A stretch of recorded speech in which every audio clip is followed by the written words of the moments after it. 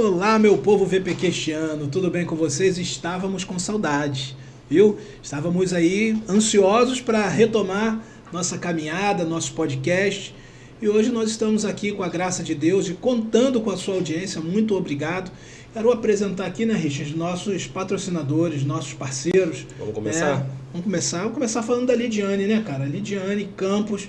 Doutor, nosso convidado, tô sabendo que já veio de lá. Já veio de lá. Veio bonitão, ficou bonitão na foto. Na estica. Legal, bacana. Lidiane, estúdio fotográfico da Lidiane Campos, a esposa do Richard e a mãe do Pedro. Você pode passar lá, depois nós vamos deixar aqui, vamos fazer a apresentação aqui na tela, para que você tenha aí o telefone, faça um contato para fazer seus ensaios fotográficos e ficar bonitão, igual o nosso convidado de hoje, que nós já vamos apresentar, ok? Mercado Bom Preço, melhor mercado da região, aqui na rua César Xará, preço, qualidade e economia, você vai encontrar lá no supermercado Bom Preço, uma excelente carne. Por falar nisso, tá me devendo um churrasco, hein? Tô mesmo. Tem também a RS Imóveis. Você pensou em comprar sua casa própria, você quer sair do aluguel, você é gente boa que vai casar. Passa lá, procura a Daiane, procura o Eduardo. Tenho certeza que tem um imóvel garantido para você, do jeito que você pode pagar. Sabia que a partir de R$500 você pode adquirir o seu apartamento? R$500 de entrada, nem vai pesar no seu bolso não. Então procure esses irmãos aí da RS Imóveis. Nós já vamos colocar também o telefone aqui, já está na tela. Tá igual da tela, das imagens. Isso aí, entra lá em contato com o nosso Vai casar, não inventa de morar com a sogra. Entra em contato com a RS Imóveis. Sangue de Jesus tem poder. É isso aí, gente. Vânia Buffet. Tá sempre nos prestigiando. Tá sempre nos ajudando aqui, nos abençoando. Vânia Buffet. Também a Lê, né, o casal, esqueci o nome agora que ela dá lá, o nome da empresa. Sei que é o casal, Hélio e o Álvaro lá, fazendo uns salgadinhos belíssimos, bolos maravilhosos. São pessoas também que tá aí. Vânia Buffet tá aí na tela. E a Lê também nos abençoa muito com os salgadinhos maravilhosos, bolos, enfim, os lanches aqui estão sempre junto conosco aí. Vamos partir então? Vamos. Boa tarde para você, boa tarde, bom dia. Tarde. Não sei, né? Bom dia, boa tarde, boa noite, o horário que você está vendo esse podcast. Que Deus te abençoe e fale com você. Nosso primeiro VPcast do ano, a gente estava com saudade, né? Ano passado a gente encerrou e ficamos um tempinho parado devido a reformas.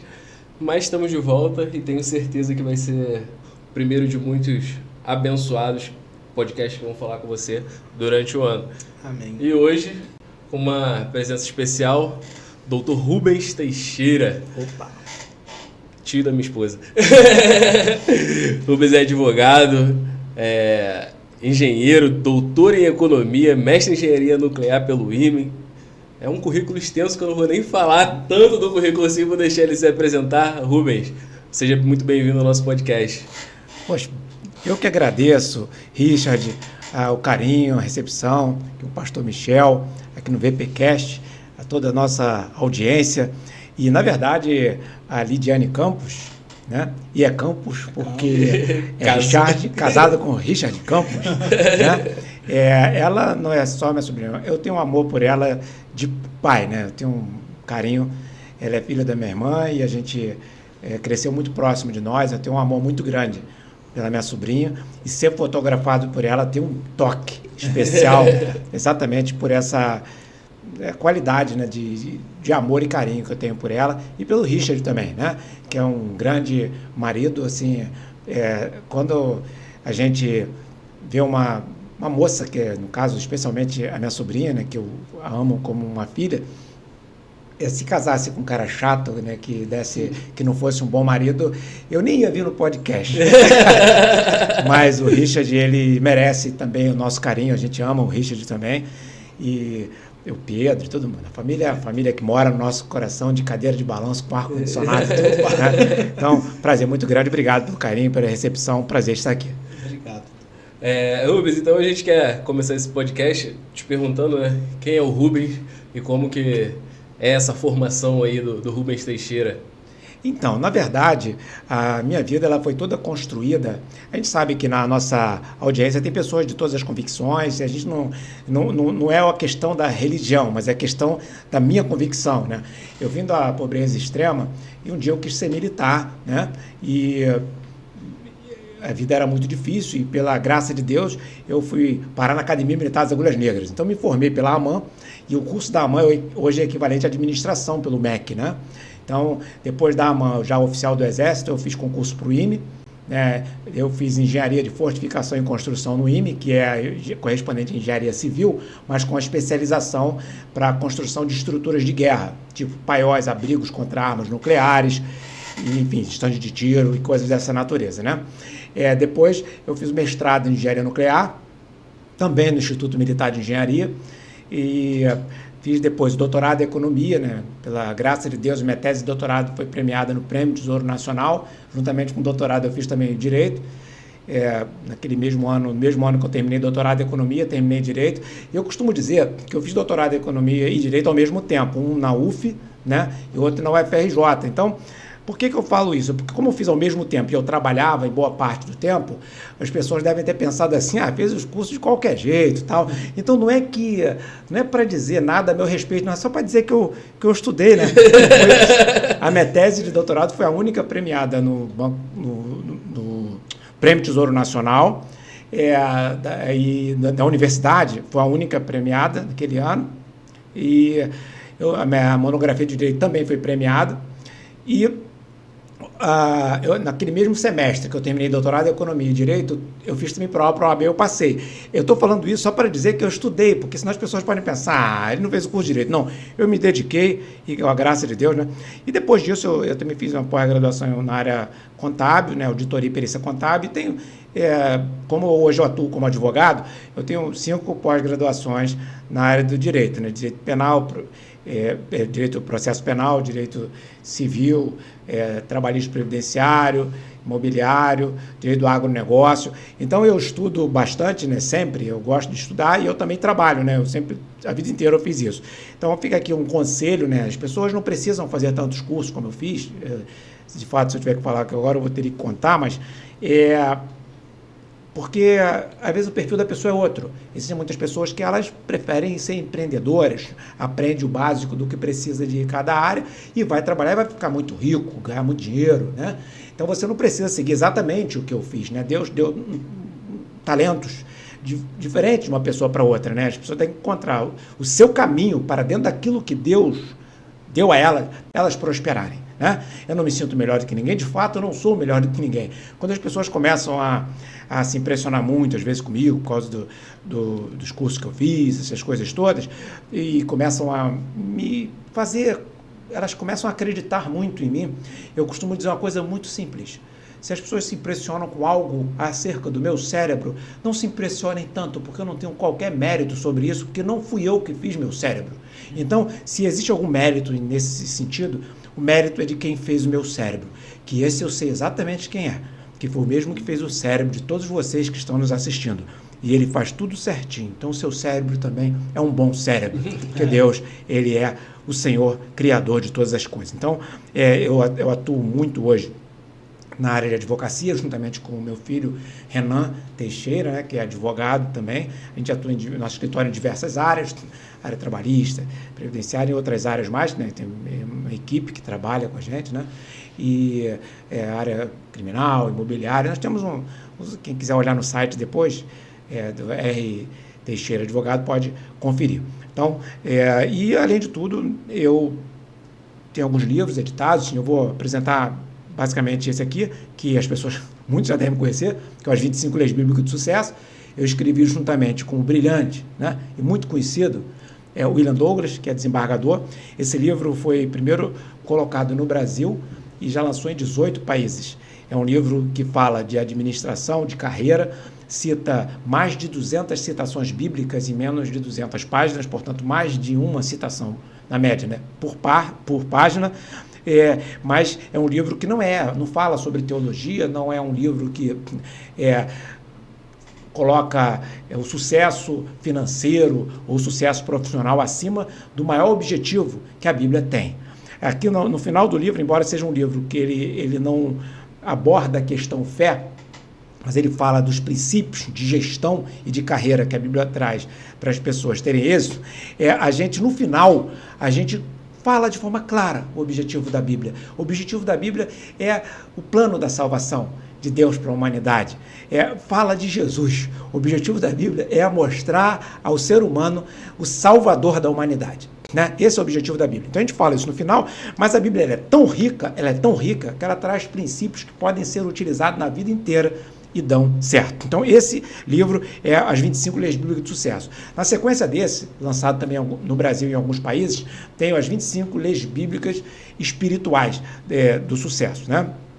Essas leis bíblicas, né, que também ele tem o nome da Sociedade com Deus, esse livro são mais 25 leis que levam em conta o fator fé. Não é um livro religioso, mas leva em conta o fator fé. De minha autoria também e do William Douglas. Eu tenho outros livros, como Vencer Quando Você Não é o Favorito. Aqui, ó, esse aqui é a versão americana das 25 leis bíblicas da Sociedade com Deus, na verdade, esse é o nome atual do livro, e aqui a versão americana está aqui. E eu trouxe um livro também, um dos meus livros, não vou falar de todos, para a gente encerrar aqui sobre isso, mas é o Desatando o Nó do Brasil. É um livro que eu escrevi em coautoria com o Henrique Forno e Márcio Araújo, que é a participação e a apresentação do livro também é do desembargador William Douglas. É um livro de economia que fala do que o Brasil precisa se adotar no Brasil para mudar e tornar o país crescer e se tornar uma grande nação. O que é interessante é que esse livro foi escrito em 2016. Em 2015 nós tínhamos escrito o livro, um artigo no Folha de São Paulo, está lá até hoje para quem quiser conferir, falando sobre a adoção do dinheiro virtual. Naquela época não se falava, até 6 meses depois que a gente lançou esse livro no Brasil, Desatando o Nó do Brasil, o Kenneth Rogoff, ex-economista-chefe do FMI, professor de Harvard, lançou nos Estados Unidos o livro The Curse of Cash. Você, inclusive, pode conferir a data que eu lancei e a data que ele lançou lá. Foi 6 meses depois. E no livro dele, ele fala do dinheiro virtual e estourou. Só que a gente lançou 6 meses antes no Brasil o nosso. Claro que o Kenneth Rogoff não copiou de nós, mas eu só estou falando para dizer que a gente também não copiou dele. Então, hoje o dinheiro virtual é uma coisa que o mundo inteiro está adotando, está em fase de adoção ainda, mas há 10 anos atrás, na verdade, quase 10 anos, né? Mais de 10 anos, porque o artigo a gente escreveu há mais de 10 anos. Nós já falávamos disso e para a gente é uma alegria, porque não só essa proposta que nós fizemos, foram outras que eu não vou detalhar aqui, porque o objetivo não é esse, mas ideias que podem mudar o nosso país de fato, um país que precisa mudar em muita coisa, né? E a gente não pode perder a esperança nunca. E a gente, depois de eu estudar tanto, conforme você me apresentou, Richard, que o pastor Michel, eu tinha que dar alguma contribuição, não é possível, né? E olhando assim para toda a sua formação, você salientou uma coisa real, eu estudei de verdade e eu vejo isso, que você é uma pessoa muito disciplinada, muito dedicada,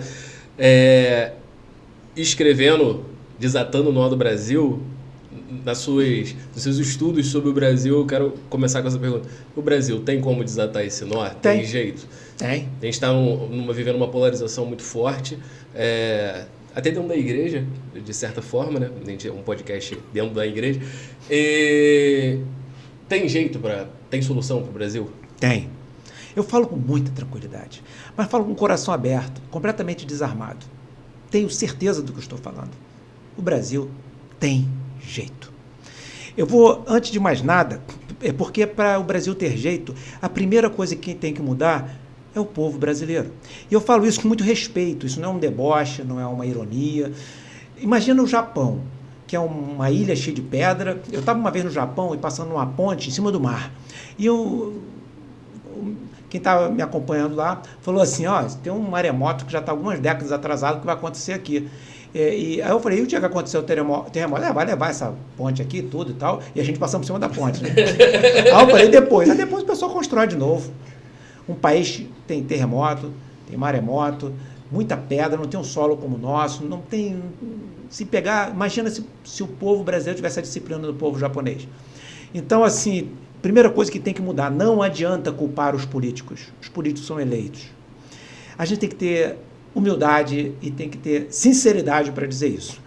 E o primeiro conselho que hoje eu daria ao eleitor brasileiro, primeira coisa, se algum político deixa você com raiva, primeira coisa, se afaste dele, votar não precisa nem falar que não é para você, seja qualquer um. Se algum político deixa você com raiva, qualquer um deles, seja qualquer linha política, saia de perto dele. Porque você com raiva não consegue pensar. E tudo que o político não tem nada a fazer, nem nada a dizer, quer você com raiva, é para você não pensar quem é ele. Então, se o político te deixa, se você está com raiva por amor a algum político, primeiro, procure ajuda, talvez psicológica, talvez pastoral, espiritual, ore, ouça os hinos que falem de coisas que façam você pensar nas coisas de Deus. Esqueça essa raiva que você tem.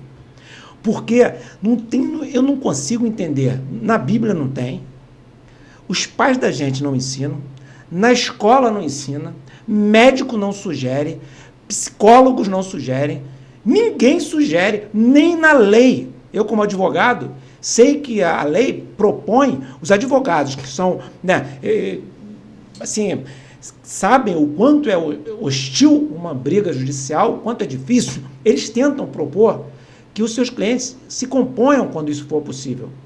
Portanto, a briga, ela não é aconselhável em nenhum espectro do conhecimento, em nenhum espectro das relações sociais. E eu que fui treinado para a guerra, porque eu formei na AMAN e atuei em tropa operacional de infantaria do Exército, e eu que sei o quanto é duro uma guerra, eu fui treinado para dar tiro com todas as armas que você imaginar. E uma guerra, se você joga um explosivo, um tiro de morteiro, se você arma uma explosão numa ponte, ou você vai atingir um adversário, você explode. Então é um troço muito violento. Inclusive a guerra, ela deve ser evitada. Então eu que conheço de guerra, eu tenho 10 anos de cursos no Exército, eu que conheço de guerra, sei como é dura uma guerra, como é uma coisa extremamente violenta, eu aconselho as pessoas, não façam guerra com relação à política. A guerra, a violência, a truculência, a ofensa não vai resolver qualquer problema.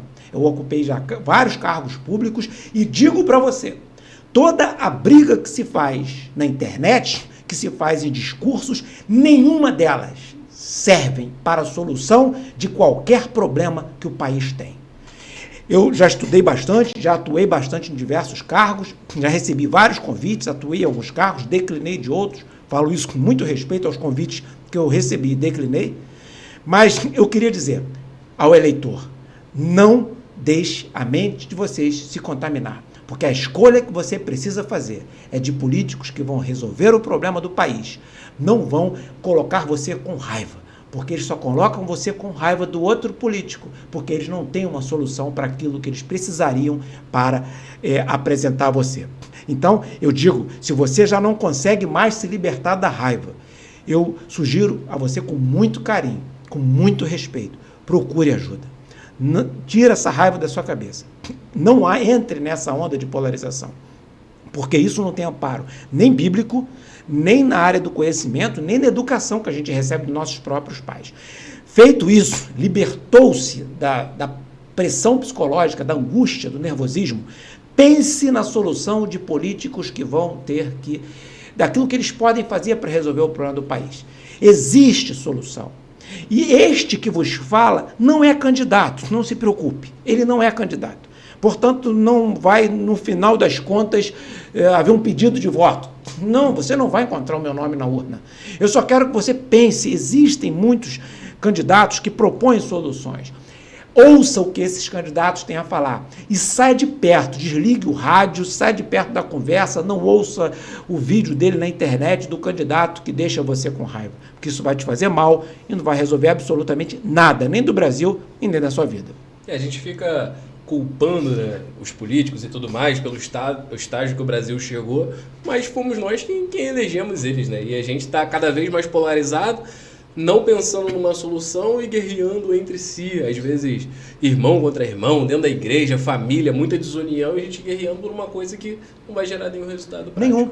Recentemente, uma pessoa virou para mim e falou assim, evidentemente que a gente não vai citar nome de político nenhum, nenhuma legenda aqui, que não é esse o objetivo do podcast, mas assim, falou assim, e o que você acha do fulano de tal, uma pessoa muito proeminente nacionalmente, como candidato a presidente da República? Eu olhei para a pessoa e falei assim, você sabe dizer uma única ideia dele que pode mudar o Brasil? A pessoa ficou me olhando.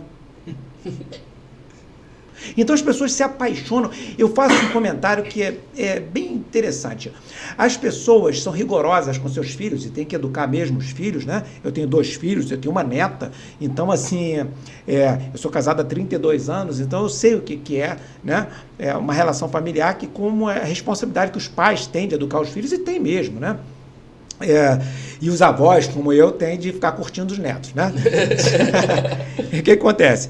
E a gente observa que as pessoas, às vezes, elas são rigorosas com os filhos, às vezes é rigoroso com o marido ou com a mulher, é rigoroso com o pastor da igreja, é rigoroso com o irmão, é rigoroso com o colega de trabalho, mas com o político às vezes comete um ilícito assim na frente de todo mundo, e seja qual for o político, e ele vai lá e briga para defender o político na internet, o político totalmente errado. Tem político que comete ilícito nas frentes das câmeras. Ele não se esconde para cometer ilícito. Ele fala impropérios na frente das câmeras. E às vezes a pessoa lá, e às vezes eu olho um bom cristão, e uma pessoa que serve ao Senhor, que tem uma família decente, que ele faz assim, dentro do que ele pode, né, como ser humano, ele faz as coisas certas, mas para defender o político, ele defende o político que comete crimes que o próprio político não se defende. O político é acusado, olha, você fez isso, o político não se defende, não. Ele vai e fala do político contrário, como que se o crime do político contrário limpasse a barra dele, e ele não se defende daquilo que ele é acusado. E aquele irmão que é rigoroso com todo mundo, às vezes com o pastor da igreja, com o irmão da igreja, com a sua própria família, defende o político do crime que o político cometeu, mas com uma força, com entusiasmo, com um nervosismo, às vezes com uma raiva incontrolada. E eu fico imaginando assim, esse político representa o que para essa pessoa? Se tornou um Deus? Então, a gente tem que vigiar, porque os políticos, todos eles, e eu falo isso com respeito aos políticos, eu não sou daquele tipo que desrespeita político, que xinga político na internet, não, eu os respeito, porque eles foram escolhidos pelo povo. Não importa qual a linha que eles seguem, eu tenho a minha linha, eles têm a dele, mas alguém elegeu eles. Então, eu sou uma pessoa que eu cumpro o que está na Bíblia, eu respeito os políticos.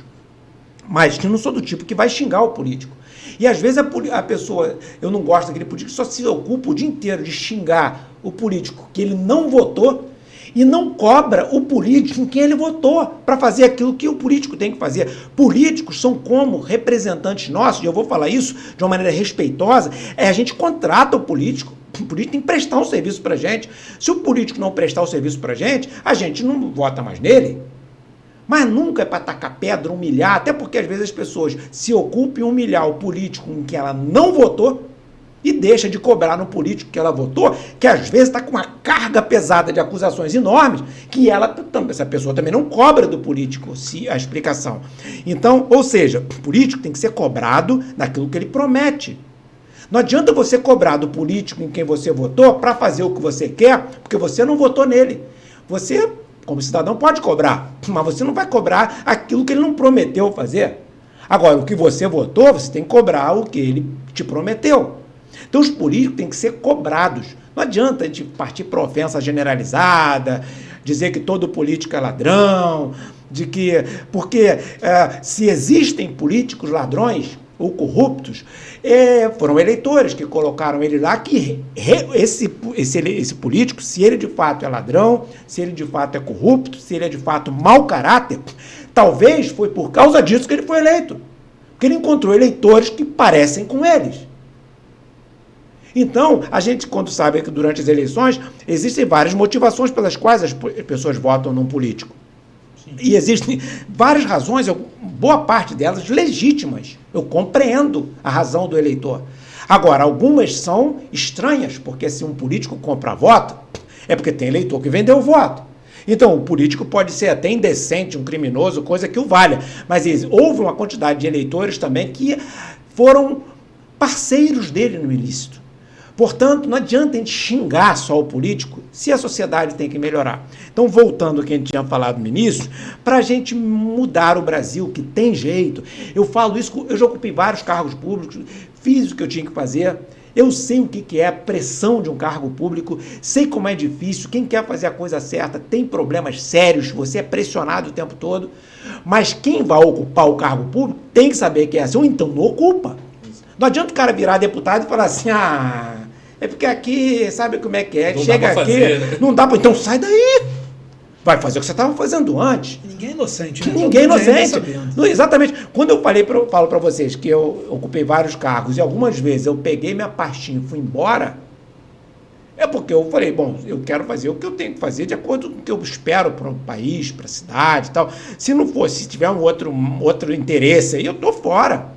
Eu não vivo da política, eu não sou refém da política, eu não fico deprimido por causa de política, eu não vou brigar com ninguém por causa de política e nem faço terapia com política.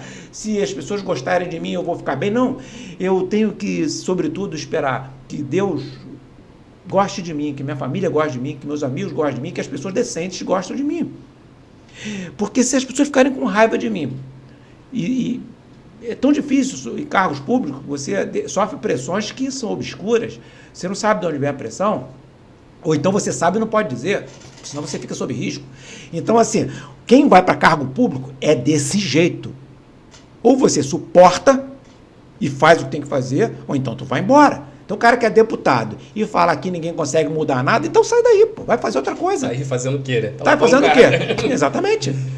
Rubens, e depois de tanto estudo, de tantos cargos públicos, de tanta coisa que você fez, você decidiu, vamos botar assim, migrar, né, para o direito 100%, se dedicar a isso e montou um escritório. Por que dessa mudança, assim? Eu, durante muito tempo, eu sou uma pessoa idealista, né? Eu sou uma pessoa idealista. Então, por que eu fui parar no Exército? Quando eu era criança, quando eu nascia, uma boa parte da minha infância, que eram os presidentes do Brasil, que eram generais. Né? Depois, eu achava que eu indo para o Exército, eu ia ajudar o Brasil. Aí depois, eu já capitão do Exército, tal, minha esposa, né, você conhece a minha esposa, o Renan, recém-nascido, né, no Acre, teve um plano de saúde. Aí eu falei, para onde eu vou? No Exército, ali no Acre, o Exército me deu o apoio que foi necessário, mas eu queria cuidar da saúde da minha esposa, do meu filho recém-nascido, no local mais seguro. Então eu fiz um concurso público para trabalhar em outra área, visando o interesse da saúde da minha esposa e do meu filho, mas também do que eu pudesse contribuir com o país. Depois eu atuo em vários cargos públicos importantes, tal, muita alegria de poder prestar o serviço que eu prestei, e depois fui candidato em eleições, tentando fomentar debates, inclusive sobre esse livro, Desatando o Nó do Brasil. Eu fiz uma série de coisas no sentido de tentar contribuir com a melhoria do país. E depois eu percebi que, depois de eu perder algumas eleições, eu percebi que as ideias que eu dava, as pessoas queriam, na época das eleições, brigar, querer ofender, querer falar, se você não votar no candidato tal, não apoiar o candidato tal, eu não voto em você. Aí eu pensava assim, bom, não vou fazer o que essa pessoa está querendo, porque eu tenho que perdoá-la, porque ela não sabe o que está falando. Né? E eu sei que não vai acontecer o que a pessoa está pensando, mas também nunca fiquei chateado com eleitor nenhum, nunca fiquei decepcionado com ninguém, eu sou muito respeitador das opiniões das pessoas, a visão das pessoas. E depois eu pensei o seguinte, meu filho se formou em Direito, começou a advogar, e eu falei assim, tá aí, é uma área que eu posso atuar e eu vou ajudar as pessoas naquilo que eu precisar, buscando soluções no judiciário, porque é uma coisa mais técnica, né? Ali é uma coisa mais técnica e é uma coisa que eu posso contribuir. Eu, para auxiliar nos trabalhos, assim, para ajudar o meu filho no início da carreira dele, eu que já tinha formação em Direito, já tinha passado na OAB, eu comecei a ajudar o meu filho e eu comecei a gostar daquilo, eu comecei, com a graça de Deus, ter bons resultados. E com isso, o que acontece? As pessoas que descobriram que eu estava advogando e que me conheciam, isso é muito legal, né? Assim, eu tenho a alegria de eu encontrar meus colegas que fizeram academia militar comigo há mais de 30 anos, né? E tem muito zelo, muito carinho por mim e eu por eles, né? Pessoal que fez o IME comigo depois, pessoal que me conheceu do mundo político, dos cargos. As pessoas começaram a identificar que eu estava atuando na área de advocacia e começaram a me procurar para perguntar, para trazer questões complexas, porque eu resolvo, no escritório, a gente resolve questões das mais simples às mais complexas. Mas quando é uma questão complexa, eu gosto, porque a alegria de você resolver uma questão complexa, ela é interessante. Você chegou a uma solução difícil que o cliente tinha e você deixa o cliente feliz. Então, da mesma forma que eu, quando atuava no meio político, eu procurava fazer pelas pessoas aquilo que eu achava que tinha que fazer pelo cidadão. Tantas vezes, eu entrando em área perigosa para resolver problemas, e as pessoas falavam, essas pessoas não vão votar em você, esse pessoal não dá voto, em época de eleições isso aqui é cercado e só vota o candidato que eles determinam, que eles escolhem, que eles mandam.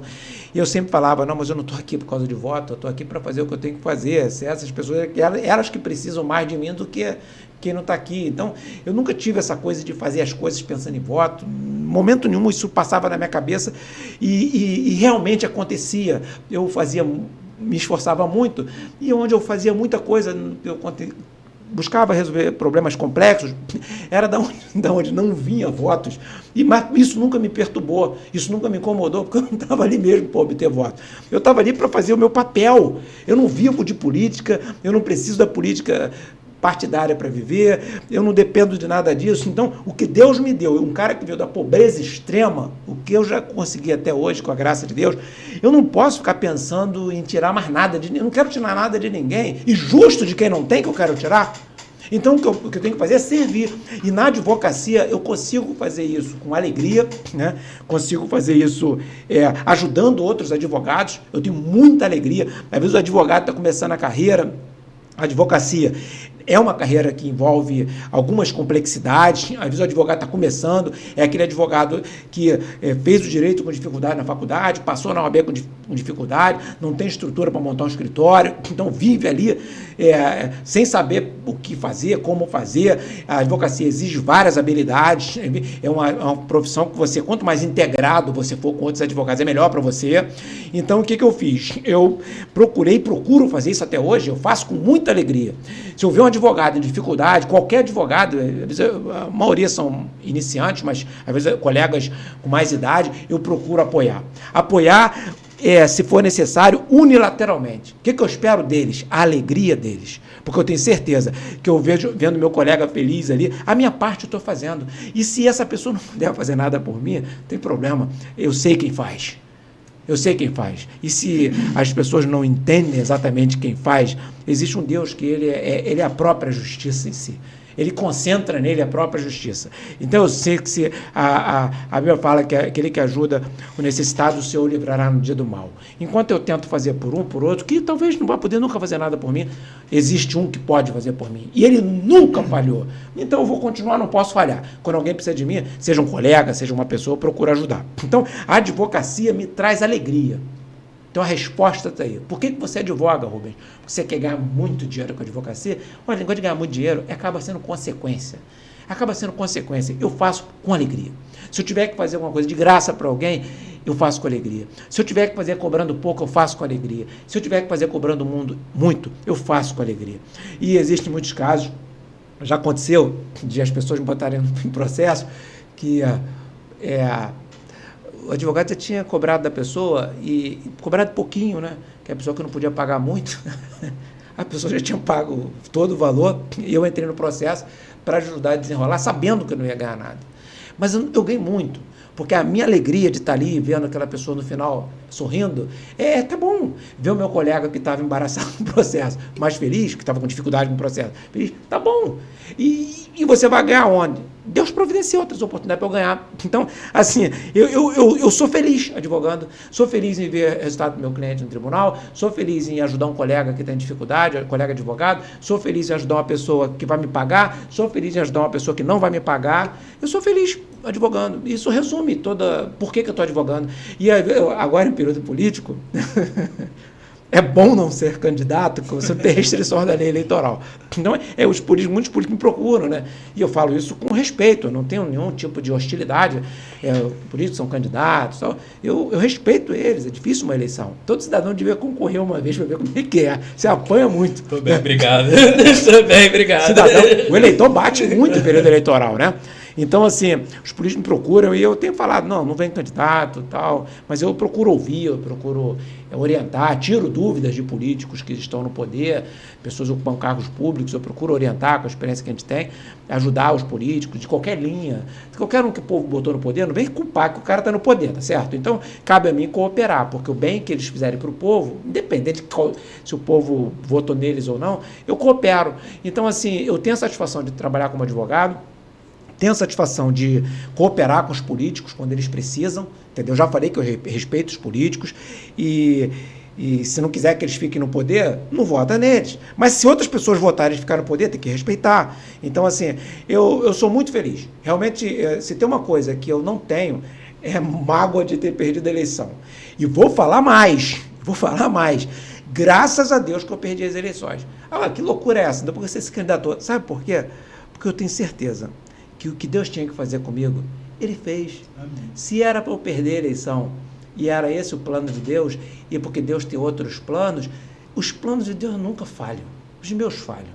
E aí, então, Deus falhou e você perdeu, ou você que falhou? Eu não tenho a menor ideia. Não, Deus falhou não, Ele nunca falha. Se eu falhei, se eu não devia ser candidato, eu fui, mas todas as experiências foram boas para mim. Porque ser candidato, olha que minha cara de alegria, de felicidade que eu te falo assim, seja candidato, para você ver como é que é. Como é que é bom. Não, para você ver, você entender o povo, como é a cabeça do povo, para você depois, antes de culpar os políticos, você saber também como o comportamento de muita gente. Olha, eu vou dizer para vocês aqui agora, vou falar isso com sinceridade. Assim, eu sei que tem muito político que é estranho, né? Complicado, fazem coisas assim, absurdas e tal. Embora também haja políticos decentes. Mas no meio do povo tem cada coisa que é difícil até você imaginar. Não pense que os políticos que são desonestos e desonrados, se eles são eleitos, muitos honestos, muitos cidadãos decentes são enganados, mas uma multidão vota por motivos que são inconfessáveis às vezes. Então, assim, não pense que os políticos são maus. Eles são eleitos. O povo tem que melhorar muito. Então, isso aí falo isso com respeito, com carinho, sabendo que, né, não estou aqui para pisar ninguém, para humilhar, para querer mostrar mágoa com nada. Não. Tem muito eleitor decente, tem muita gente decente, mas tem muito eleitor que precisa se converter. A gente avançou aqui, entrou no direito. Eu queria, se o senhor me permite, voltar um pouquinho aqui na área da economia e fazer uma pergunta aqui bem prática, um exemplo prático aqui. Como desatar, por exemplo, um dos nós, digamos assim, do Brasil hoje, dentro da economia? O senhor tem um exemplo prático para nós aí? Tem um exemplo prático e muito objetivo, né? O principal problema que o Brasil tem, a gente tem o problema da corrupção, que isso a gente sabe e é reprovável. É uma coisa altamente reprovável que nós devemos não só reprovar, como combater. Mas tem um outro problema que joga mais dinheiro público fora do que a corrupção. Embora, não estou minimizando a corrupção não, tá? Sim. A corrupção ela é altamente reprovável e tem que ser combatida e tratada com dureza, tá? Mas o que mais joga dinheiro público fora do que a corrupção é o desperdício de dinheiro público, a ineficiência da máquina pública. Porque o político ladrão, reprovável, nojento, execrável, que tem que ser preso, ele lá pede lá uma comissão indevida, criminosa, de 5%. O desperdício, o cara que é dinheiro desperdiçado é um percentual muito maior que esse. Quer ver um exemplo? Eu estava num cargo público, eu era secretário de transporte na Prefeitura do Rio. Aí, o que acontece? Eu estava lá um belo dia, aí um político me ligava e falava assim, secretário, o senhor tem como preparar o cartão de estacionamento de idoso, número do processo, número tal? Aí, cartão de estacionamento de idoso, que é uma lei, o cara para ser estacionado tinha que ter um cartãozinho. Aí outro político. E eu não estou falando mal de político, não. Ou alguém pediu para o político, disse que o processo estava emperrado, o político ligava para mim. O político estava exercendo o mandato dele. Não é crítica com o político, não. Então, se eu preparar o cartão e dar um outro número de processo. Toda hora os políticos ligavam.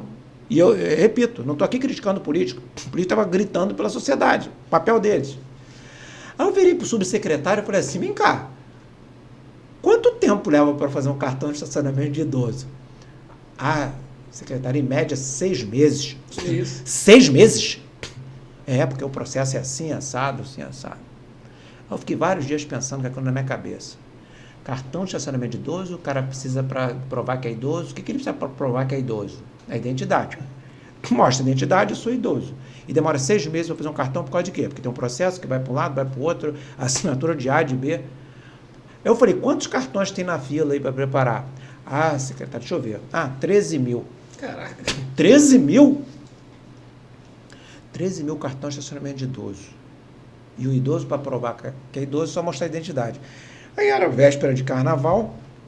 Aí eu falei assim, chamei o subsecretário e falei assim para ele, era uma semana antes do carnaval, na sexta-feira anterior.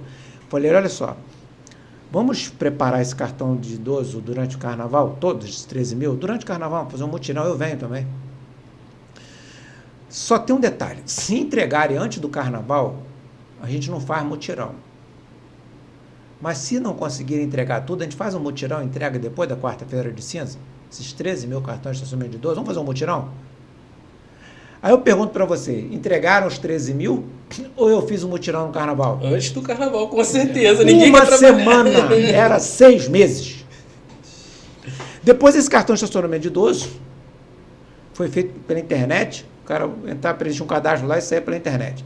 Imagina, 6 meses de servidor público, salário, 6 meses de energia elétrica, de computador, de luz, de carro transportando processo físico de um lado para o outro. E depois pela internet. Essa economia deve ter sido mais de 95, 96, 98%. Ou seja, mais de 90 e poucos por cento de dinheiro jogado fora.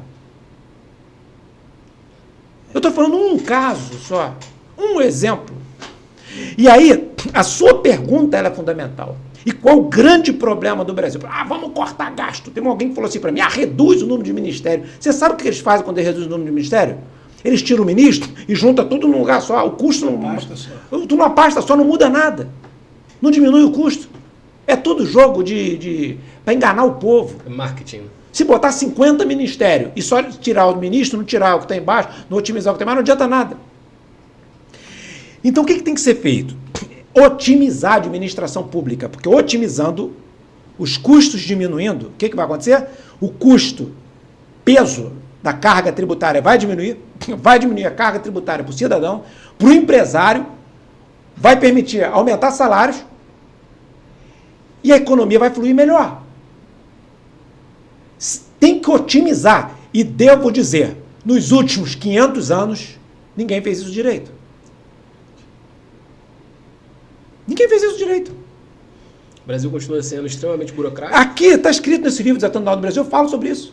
Otimizar a administração pública. Eu citei um exemplo, que é o cartão de estacionamento de idoso, uma coisa pequenininha.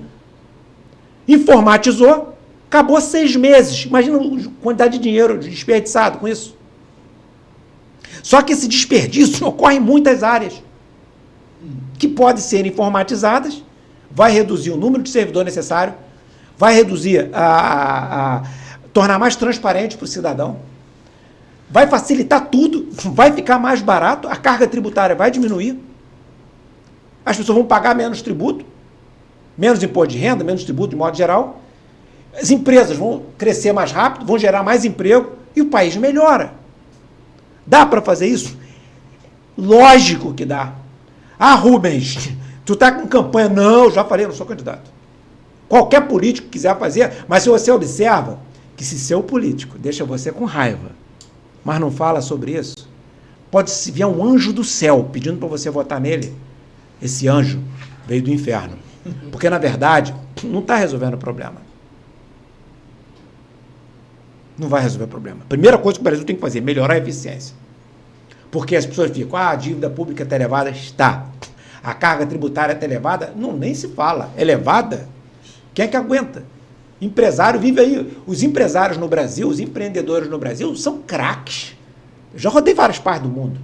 Ser empresário aqui, carga tributária elevada, corrupção elevada, ineficiência de toda a ordem que faz o cara gastar dinheiro, ficar sufocado o tempo todo. Eu, na advocacia, eu lido muito eu gosto muito de lidar com mediação de conflito. Por quê?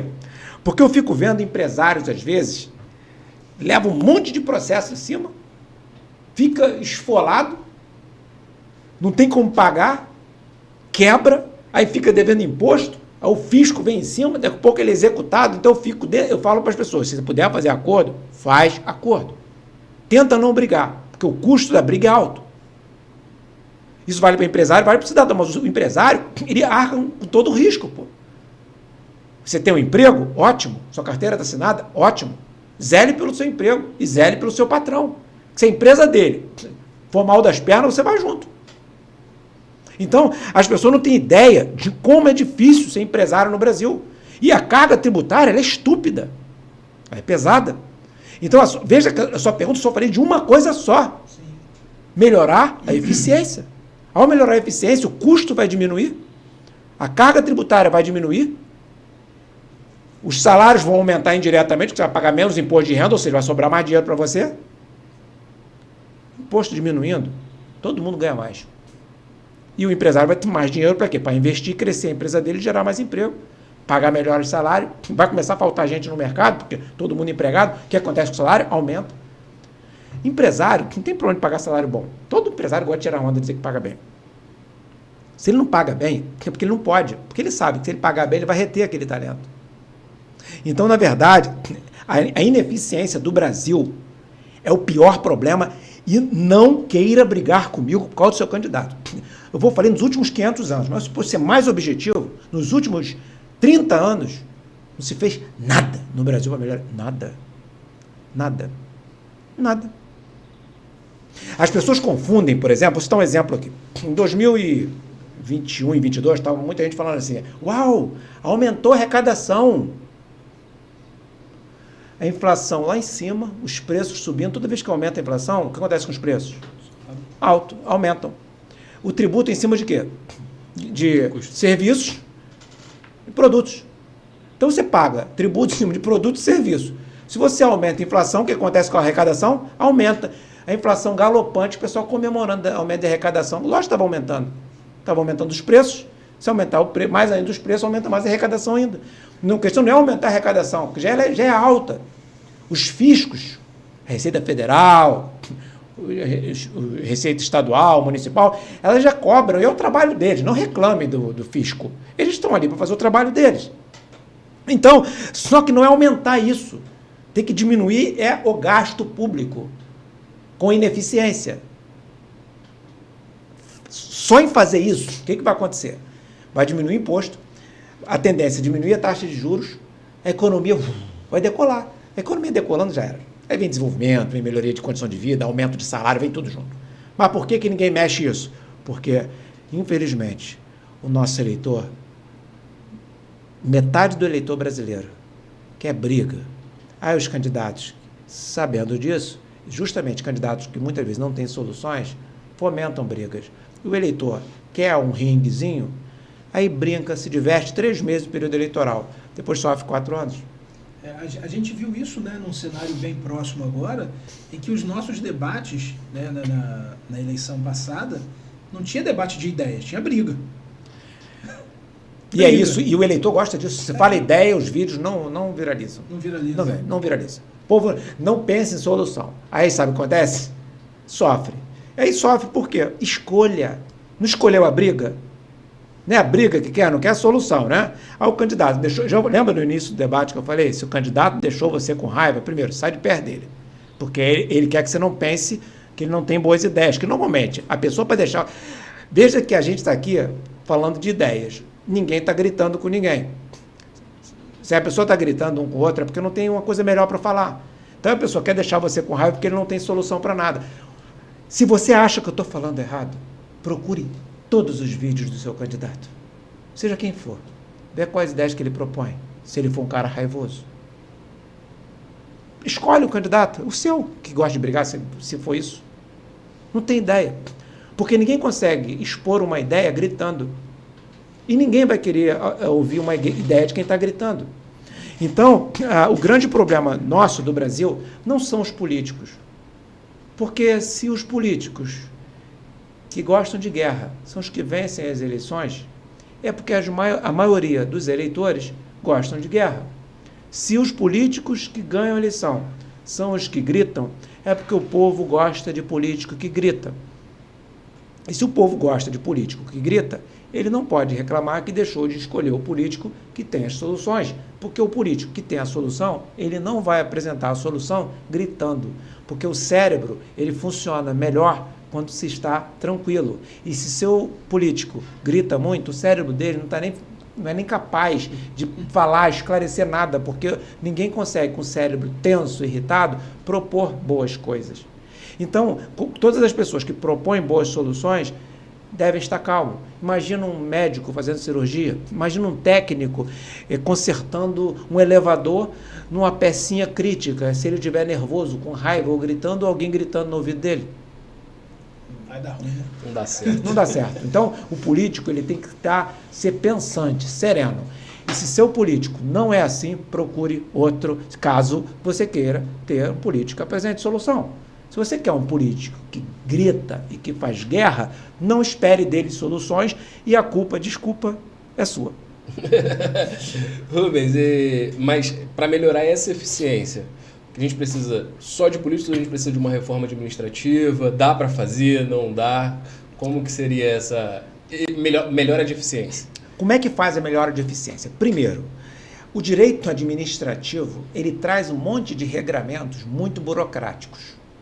E essa burocracia que o direito administrativo traz, impõe muitos processos que, se feitos de forma física, se torna caro. Porém, mais favorável à corrupção, que é um monte de papel. Processo que tramita na mão de um monte de gente, pode alterar folha, sumir folha e tal. Primeira coisa que tem que fazer, a sua pergunta foi mortal. Se eu não soubesse o que eu estava falando agora, eu estava perdido. Primeira coisa que tem que fazer, informatizar. Informatização generalizada em todos os órgãos. De maneira que o cidadão consiga solicitar, por meio informatizado, acompanhar os procedimentos por meio informatizado e saber se o procedimento não andou, quem foi o responsável por não ter andado. E todos os despachos e ações e todos os acessos que se deu naquele procedimento têm que ficar registrado. Isso resolveria, sei lá, no mínimo metade dos problemas. Uma outra coisa, por que todas as licitações e registros de preços públicos não são registrados e disponíveis para qualquer cidadão? Você poderia, por exemplo, pegar o celular e comparar assim, olha que ideias políticos, não sei porque vocês não fizeram antes. E eu não sou candidato, eu tenho liberdade poética agora, né? Eu quero comparar o preço do remédio tal, comprado pelo hospital tal, na cidade tal do Brasil, com o preço do remédio tal, comprado na cidade tal do Brasil, licitado pelo hospital público. Quanto é que custa a seringa utilizada no hospital tal? E quanto é que custa a seringa utilizada no outro hospital, não sei de onde, de qual cidade? Você já imaginou fazer isso tudo por aplicativo? E dá para fazer? Óbvio que dá. Óbvio que dá. Só não há interesse. Então, o político que faz você ficar com raiva, ele não tem nem noção disso. Ele sabe fazer você ficar com raiva. Agora, isso que eu estou te falando, está deixando você nervoso ou nervosa? Pelo menos não comigo, né? Tem solução? Inúmeras. Hoje mesmo, eu estava conversando com um amigo, que é o pai do Bernardo. O Bernardo está ali por trás dos bastidores ali, né? Está nos bastidores. É o cara que faz a nossa voz ficar bonita? É, isso aí. Não, você que está assistindo aí, a voz está bonita por causa do Bernardo. A imagem também, né, Bernardo? Muito obrigado aí, Bernardo. E nós falávamos hoje sobre essa riqueza energética que o Brasil tem, né? Como nós somos ricos em geração de energia, mas tão pouco aproveitado. Eu penso que ajudaria a desatar alguns nós aí se nossas energias fossem melhor aproveitadas.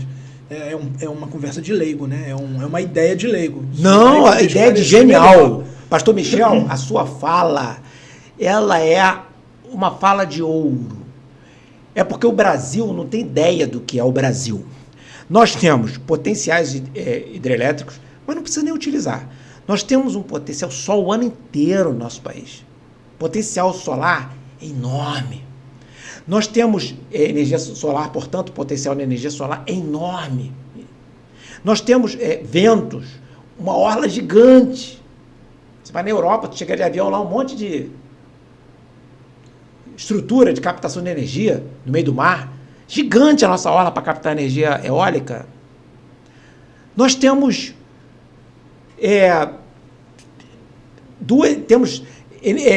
condições de termos até energia nuclear, porque nós temos tecnologia. Temos pessoas especializadas, fazendo aqui um merchandising do meu mestrado de engenharia nuclear, mas não é isso, eu estou falando de fato, é uma brincadeira, né, só para descontrair, mas a área nuclear poderia, se for necessário, podemos. Temos biomassa, temos tecnologia, sim, temos tudo. Temos simplesmente a forma energética que a gente quiser, a gente tem. Riqueza aos montes. Escolhe qual a forma que quer utilizar. Eu vou dizer uma coisa para vocês, de algumas bizarrices nacionais, e eu digo, repito, não podemos, você que está nos assistindo, não faça discurso político com nossa fala, não, a gente está conscientizando o eleitor, né? As pessoas, o cidadão, de modo geral, né? Nós temos a produção nossa, o principal agente da nossa produção são os produtores rurais. O nosso agronegócio, ele é gigantesco e altamente eficiente. Devo reverenciar o produtor rural, nosso agricultor, os engenheiros agrônomos. Olha, nosso pessoal é demais. Embrapa, é de dar orgulho. A nossa Embrapa, que é a empresa que, né, fomentou muito no início, hoje o nosso agronegócio expandiu e está expandindo mais e vai expandir mais ainda. Então nós alimentamos o Brasil e o mundo. Nossa produção tem várias safras, em alguns casos tem 2, 3 safras no ano. Uhum. Só que nós temos um limitante muito severo. Nós precisamos de fertilizantes. E estávamos construindo uma fábrica de fertilizantes no país, eu não vou dizer o ano para não gerar polêmica aqui, não direcionar o discurso. Venderam a nossa fábrica que estava sendo produzida assim, para um país estrangeiro.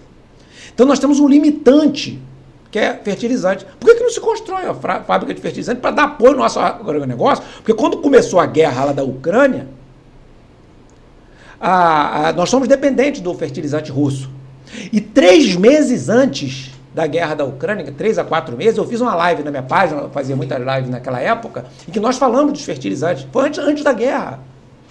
Quando veio a guerra, e agora os fertilizantes? Só 3, 4 países do mundo, se não me engano, além da Rússia, acho que é Canadá e Irã, fornecem fertilizantes. Por que não constrói uma aqui? Que tenha, feita por empresários brasileiros, que o próprio empresário brasileiro possa construir. Subsidia. Para poder termos, e o nosso agronegócio não pode ter um fator limitante, porque isso pode reduzir a nossa produção, pode inviabilizar a nossa produção. Então, o que acontece?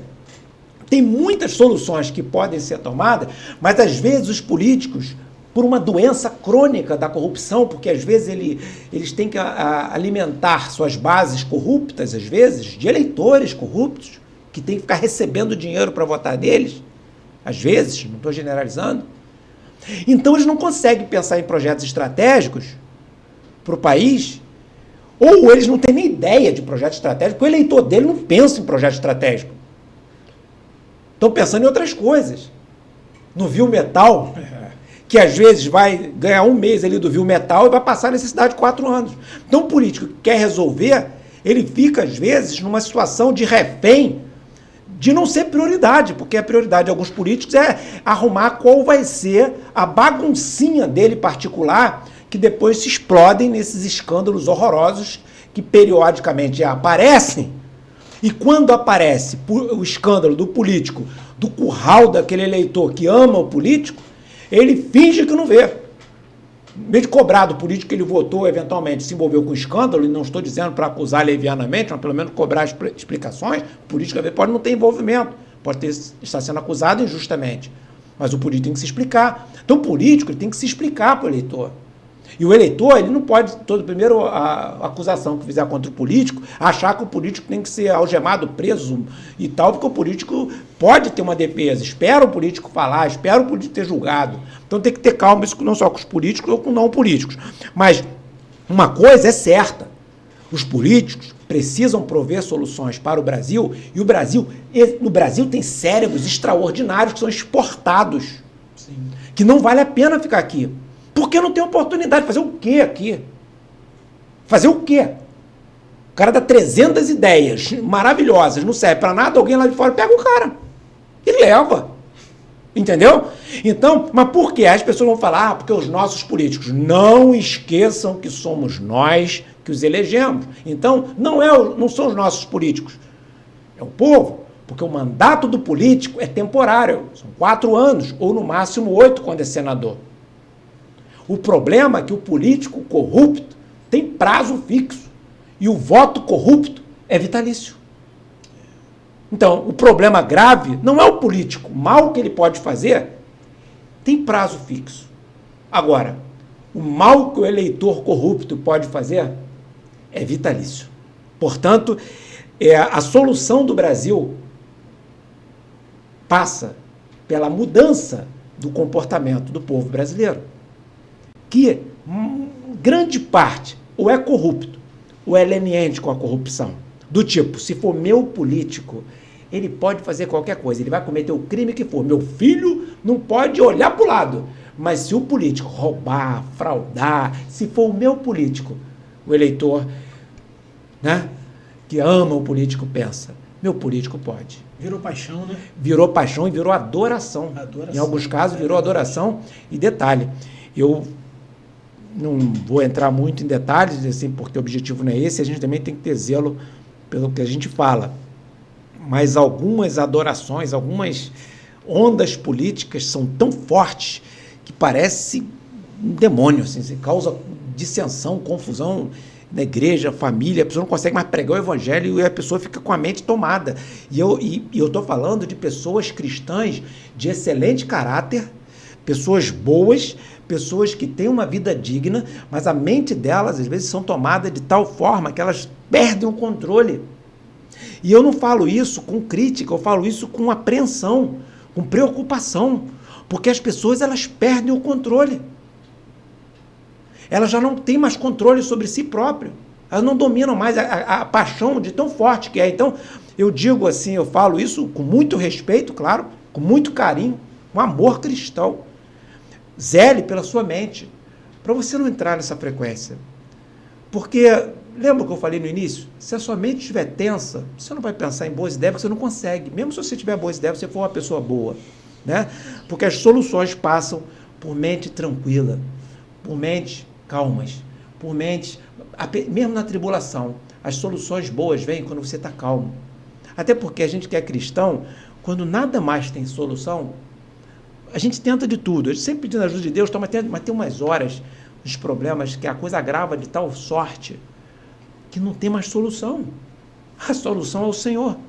E se Ele não resolver, ninguém mais resolve. Então a gente tem esse caminho seguro que a gente tem.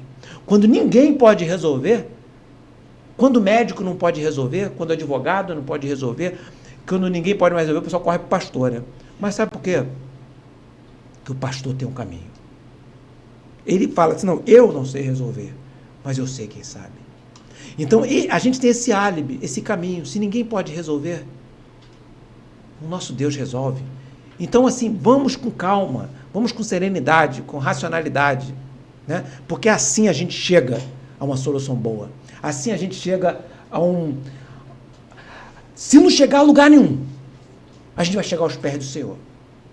E ali, ó, deitar-me faz em verdes pastos, guia-me mansamente às águas tranquilas. Elevo meus olhos para os montes, de onde me virá o socorro? O meu socorro vem do Senhor que fez o céu e a terra. Amém. Aquele que habita no esconderijo do Altíssimo, a sombra do Onipotente descansará. Direi do Senhor, Ele é o meu Deus, meu refúgio, a minha fortaleza, e nele confiarei. Ele tira, aí vai. Depois, os que confiam no Senhor são como um monte de Sião, que não se abalam, mas permanecem para sempre. Gente, isso é muita coisa. Amém. Então, se a pessoa está muito nervosa por causa de política, a gente não estava falando de político. Você que é cristão, batalhe pelo seu país, pelo seu estado, pela sua cidade, pelos seus interesses, pela sua família, sobretudo, pelas coisas de Deus. Mas não vá atrás de política, deixa você com raiva, não. Porque tudo que a gente não pode ficar é com raiva. Sabe aquele político que você detesta? Seja quem for. Eu vou te dizer uma coisa que você já sabe. O amor de Deus chega nele. Deus o ama. Não adianta você odiar. É melhor você não pode não gostar dele, reprovar ele, não votar nele, falar contra o voto nele, seja quem for. Mas você está amando, você está odiando quem Deus ama. Então tenha cuidado, porque você está com ódio. Sabe quem odeia todo mundo? É o enferrujado. O enferrujado odeia todo mundo, não seja assim não. Você pode reprovar o político, pode falar mal, não votar, dizer, olha, não voto nele, não gosto desse tipo de pensamento, sou contra esse tipo de ideologia, qualquer coisa. Mas não odeie. Porque se você odiar, você já está fugindo dos parâmetros de Deus. Porque Deus ama. Não importa que você odeia. Então a gente tem que ter muito cristão, às vezes, em época de campanha política, esquece muita coisa. Que não é para esquecer. A gente tem tanto defeito. Eu vi uma vez um pastor falando assim, estava falando para as pessoas, imagina você, o ladrão lá de Jesus morreu, aí falou, não, esse homem é justo. Falou, pô, ele está aqui porque te merece. Ele não, Jesus, hoje mesmo estarás comigo no paraíso. Aí o cara morre, minutos depois, provavelmente, horas depois, não sei quanto tempo ele resistiu. Aí chega no céu. Imagine se ele chega lá no céu, se um pastor estava falando, essa ideia não é minha. E um anjo olha para a cara dele e fala, como é que você chegou aqui? O que ele ia falar? O que você está fazendo aqui? O que ele ia falar? Não sei, não tenho a menor ideia. Mas você conhece a doutrina da justificação? Não, nunca ouvi falar. Mas você não sabe que Jesus morreu, todo plano de salvação, já ouviu falar? Não, eu não sei nem o que você está falando. Então por que você está aqui? Pelo menos explique. Ele vai falar, não sei. O homem da cruz do meio disse que era para eu vir. Você já parou para pensar nisso?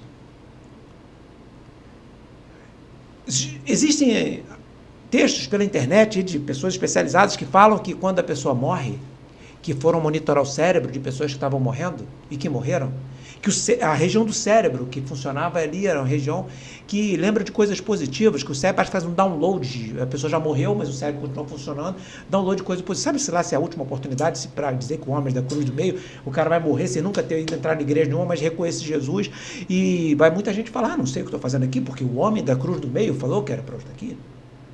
Isso quer dizer que muita gente que você talvez está odiando por causa de política, gente, não subestima. Então você está odiando uma pessoa que não conhece Jesus, o cara nem sabe quem é Jesus.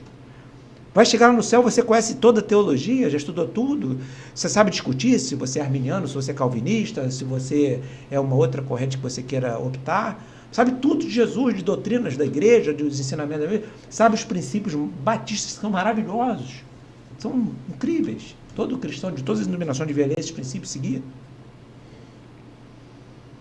Mas você está com raiva.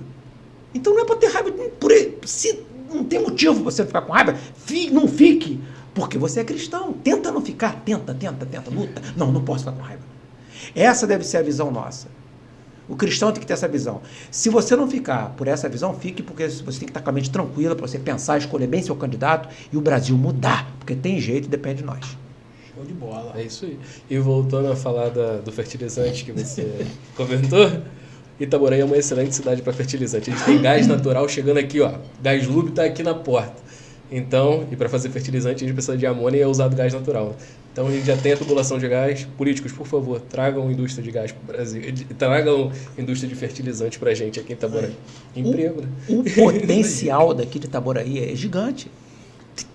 Tudo tem aqui perto. Tem até mar aqui perto. Né? Mar, sai por ali. Tem a parte energética de petróleo e derivados, tem esse potencial todo, ou seja, tem que usar, e a cidade de Itaboraí, que é uma cidade maravilhosa, uma cidade extraordinária, né? Tem muita deficiência de infraestrutura. Se o desenvolvimento chegar com mais energia, com mais potencialidade, a infraestrutura vai melhorar para todo mundo, vai gerar emprego, todo mundo vai querer vir para cá. E eu digo isso com muita tristeza, assim pelo povo de Itaboraí, porque o povo de Itaboraí, a gente não vai entrar no mérito, mas uns anos atrás, teve uma decepção muito grande. Tem uma esperança muito grande que se decepcionou, mas eu creio que vai, e não falo isso com olhar político, nem com esperança política, né? Eu falo isso com olhar estratégico.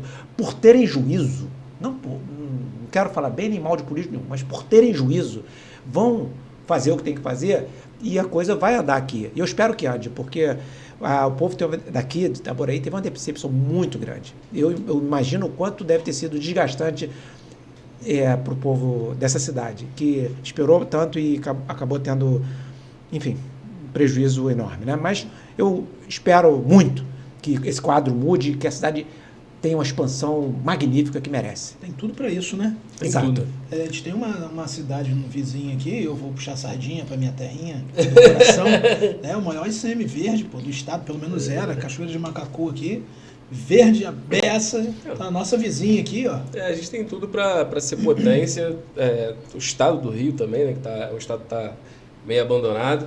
A gente tem tudo para crescer, é só a população olhar para isso, olhar com carinho, olhar em quem vota, não deixar as paixões fluírem de dentro de si e olhar racionalmente. Né?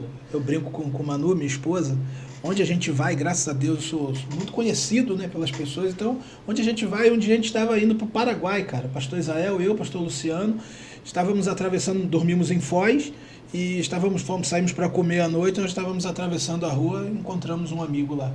Aí Manu fala, onde você vai? Você conhece gente? Por onde a gente tá? Tá em São Paulo, tá em Curitiba, onde você vê? Onde tem gente, parece que tem gente ali que te conhece. Eu falo, aproveitar para lançar minha campanha.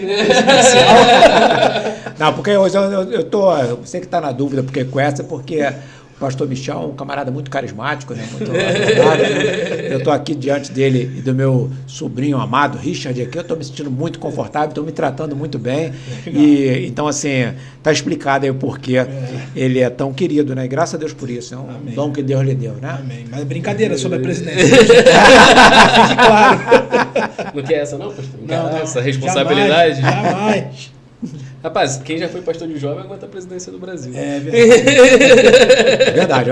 O jovem, ele demanda bastante, né? Eu acho que todo pastor um dia foi líder de jovem adolescente, né, cara? Eu conheço poucos que não foram. Se não passar no teste... ali é o teste ali. Ô, Rubens, mas aí agora, voltando a falar do seu escritório, o nome é R? R Teixeira, Sociedade Individual de Advocacia, que é o escritório... em nome do doutor Renan Teixeira, que é meu filho. R. Teixeira. Lá vocês têm uma linha específica do direito ou vocês atuam em todas as áreas? Quem quiser conhecer um pouco mais do escritório, como que faz? Então, a gente atua...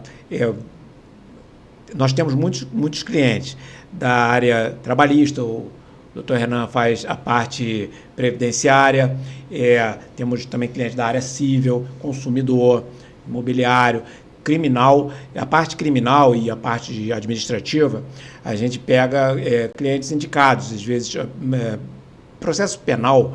Às vezes o pessoal, todo mundo que responde processo é criminoso. Não, o cliente nosso foi condenado, pena, transitou em julgado, estava preso, cumprindo pena, um rapaz completamente com problema mental de nascença, não tinha cometido crime e estava condenado. Então, às vezes, acontecem situações. Nós conseguimos atuar no processo, anular a condenação. Outros casos, a gente tem tido muitos êxitos. Às vezes, a pessoa, até o cidadão comum, comete um deslize, né?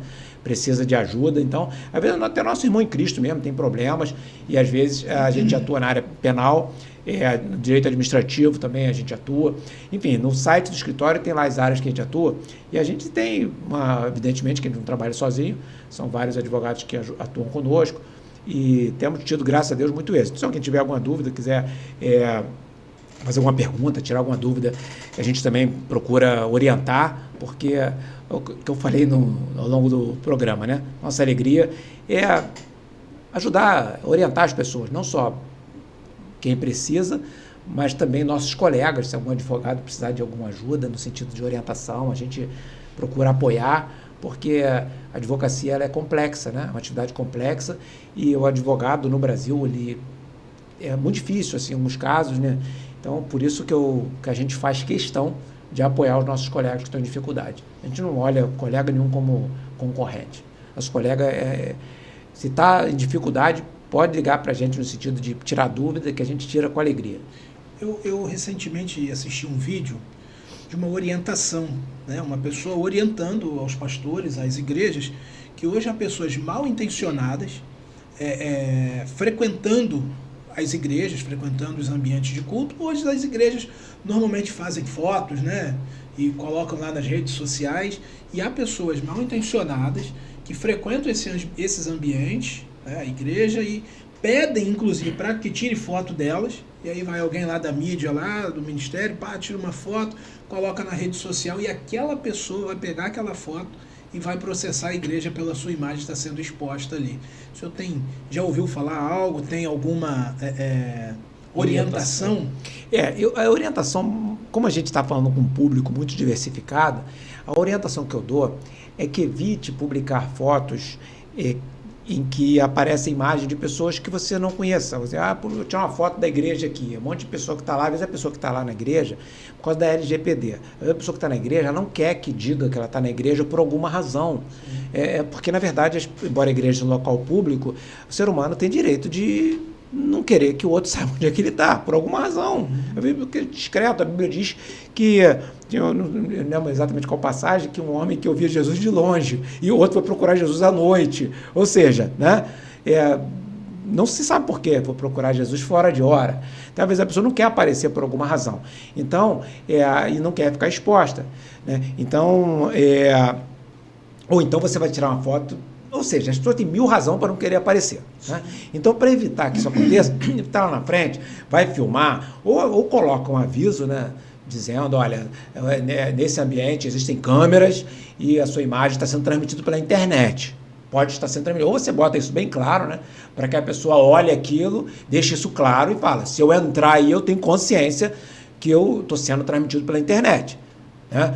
Dá logo a informação. Porque aí a pessoa, eu fui aparecer na internet. Sim, mas estava um aviso lá bem grande. Você entrou, ninguém obrigou a pessoa a entrar. A pessoa não era obrigada a entrar, foi avisada. Mas se não faz isso, não pegue uma imagem de surpresa de forma alguma, em especial imagens que exponham a pessoa. Por exemplo, vou dar um exemplo clássico, né? Às vezes a pessoa está lá na frente, um pastor cheio de boa vontade, alegria do Espírito Santo, a igreja feliz, olha, a pessoa se converteu. Aí a pessoa está ali emocionada, aos prantos, chorando, né? E a pessoa vai dar um close naquela pessoa chorando, a pessoa que nem sabe quem é aquela pessoa. Aí a pessoa aparece chorando, às vezes dá um exemplo, né, hipotético, né? Às vezes uma senhora vaidosa, né, que está com a maquiagem toda borrada porque está chorando, vai aparecer na internet, um exemplo, né? Um senhor vaidoso, que é um executivo, que tem aquela imagem todo sério e tal, que é direito dele guardar a imagem dele, né? Aí o cara vai aparecer chorando lá, ou com o cabelo arrepiado, que seja.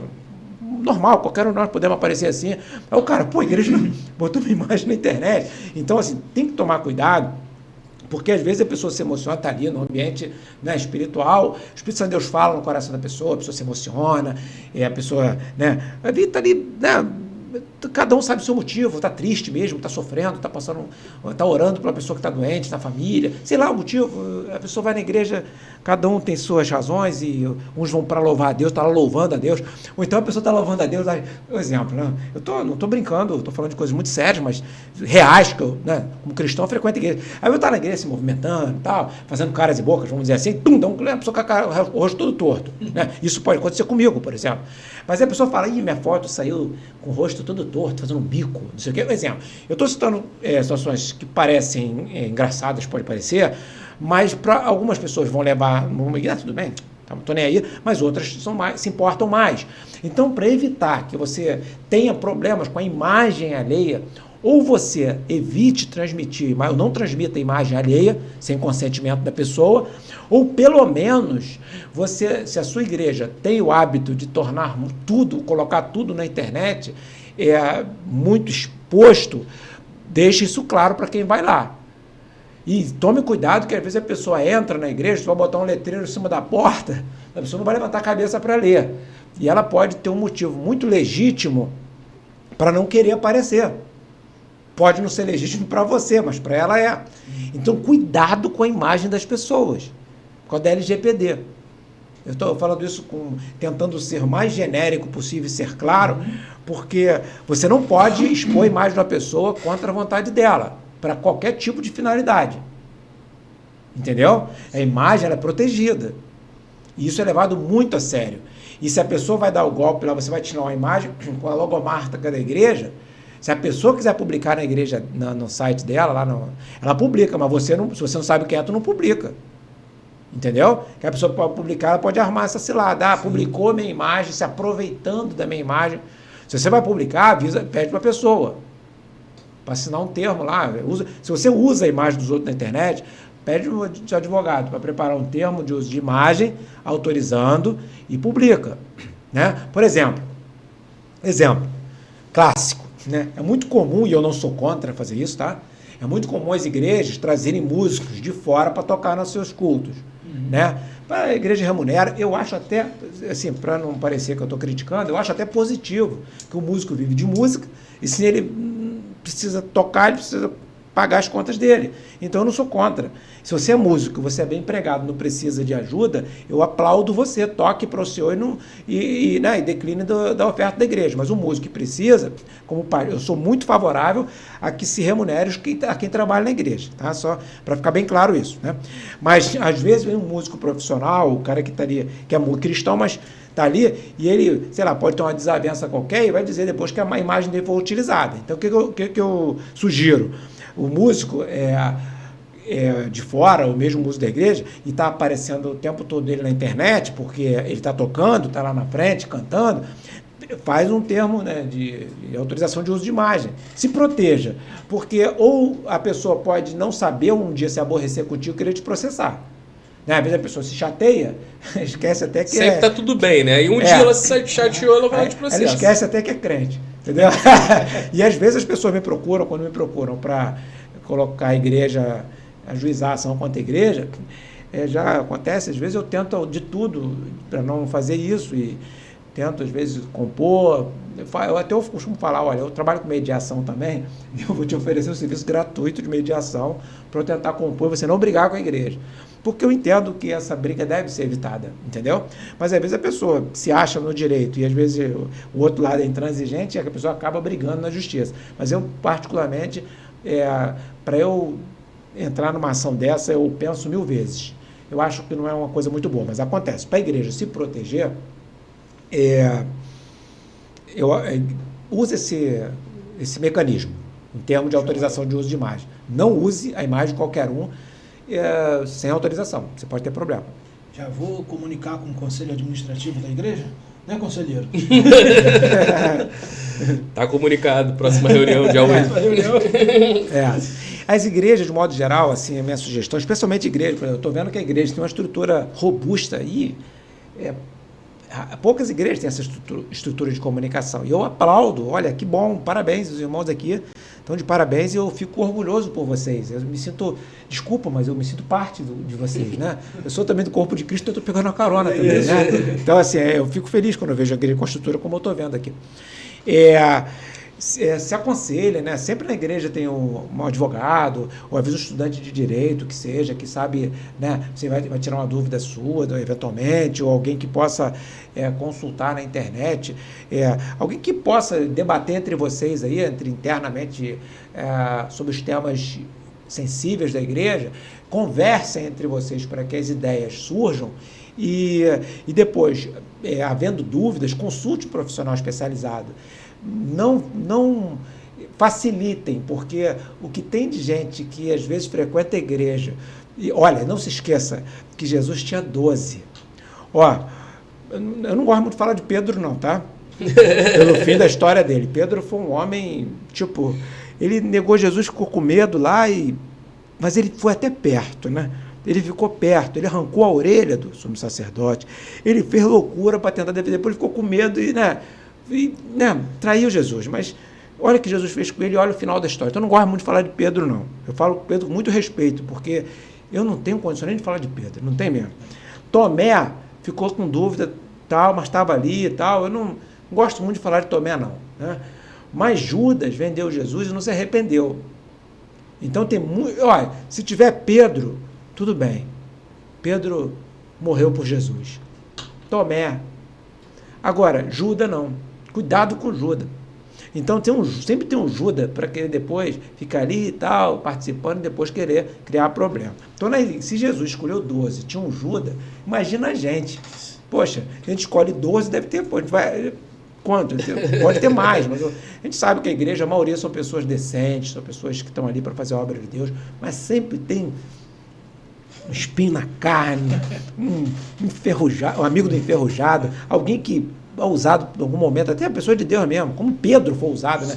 A Bíblia fala, Jesus falou, vocês não, Jesus, certa ocasião, né, deu um pronunciamento duro, né, uma pregação dura, todo mundo embora, aí Jesus falou, vocês também não querem ir, não?